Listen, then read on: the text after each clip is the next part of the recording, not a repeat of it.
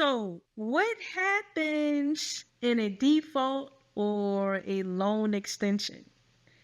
And when do you implement one versus the other?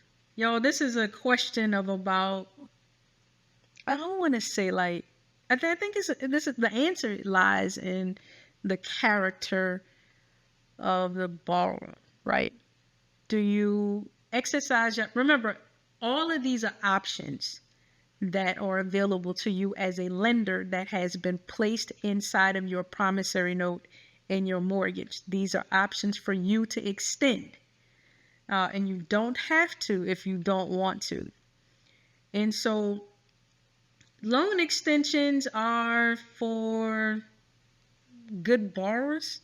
And so you have to define what that is, right? How have they performed on the loan? Were they responsive to any communication or any red flags that or questions that you had? Did they pay on time? You know, how much of them being late or past the maturity date is really their fault, right? And there's going to be situations to where you're going to have to make those decisions, right? And so it's kind of like leading with the heart or not. Like, I think I'm kind of like, as a business person, I think I do both. I lead with the heart and I also lead business minded. But we know sometimes leading with the heart could cost you, right? So you don't want to do that. I would never recommend leading with your heart to where it costs you a capital or a partner. But when me and Elridge get together and we decide, hey, if this borrower is going to get a loan extension or default, we run through all of those scenarios.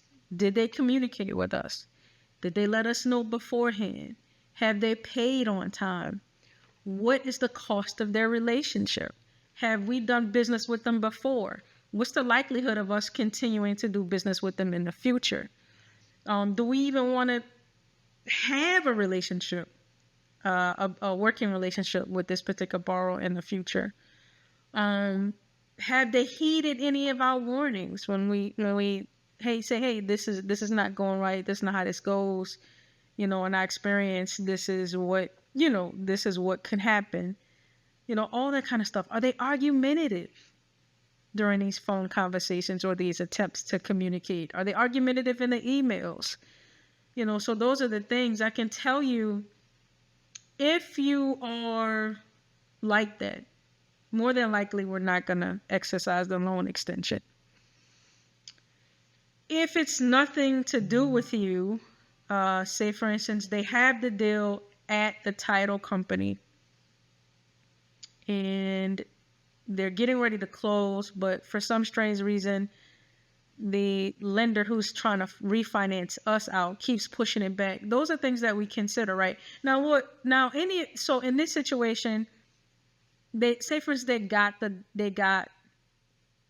they were in the refinance process and they started their process early. Then we probably would hold off on the default rate, or we may adjust the default rate, right? We may lower it instead of doing a full amount. Or how we may lower this, like say for instance, if they're 30 days, we might not charge them 30 days, we might charge them 15 days. But again, that's all based on their level of understanding and their tenacity to act within the promised loan guidelines. Now, if you waited till, let's say your loan matured on January 31st and you were not proactive at all prior to January 31st and you were just la about it going into, February 1st or the second week or the third week of February, we're probably going to just keep that default interest rolling.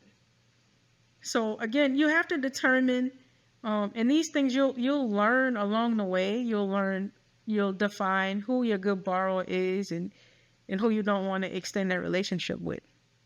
And who just kind of, I hate to say it, brought you through HELL through this loan. Like, if they show that they don't care, I'm definitely going to exercise every aspect of my paperwork. But again, it's up to you. I know a hard money lender here this guy's been doing it. He's probably got like 40 million out on the street.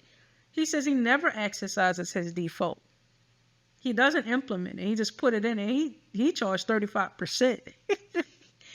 At least that's what it says on his paperwork. But he says he never implemented it. And this guy is way older. He's got a lot of gray hair. I take some advice from him. Again, partner with people in the community that are actually doing this and have done this.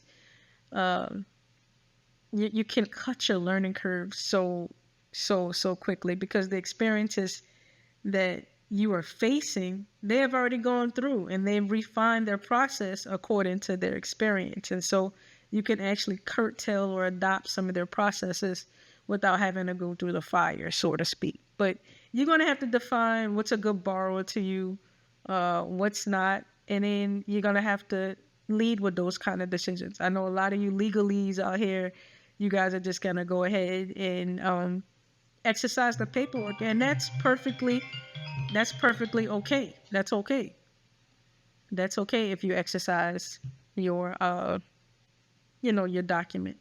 But again, there's certain things we consider is, or you're small, you're in a community, you want to build your reputation too, and then you want to, just want to have a good reputation out here. Again, we're out here to fill a void. We're filling a need.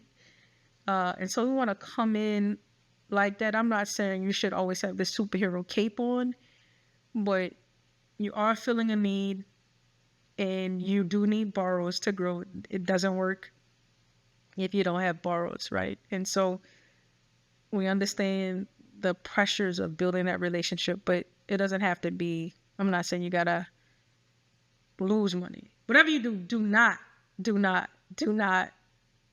lose money. That's it. That default is up to you. Like if you want to exercise your default portion in that, or if you want to do the loan extension, I can tell you, we exercise something. We get some money. We're not out here just losing money and not capturing. So whenever there's an opportunity, we are capturing the money. It just depends on how much, because one of our loans got up to $161 a day on a daily, on a default rate. So, again, it's up to you guys on how you want to manage that process. I'm gonna leave that up to you to define what you think is a good borrower.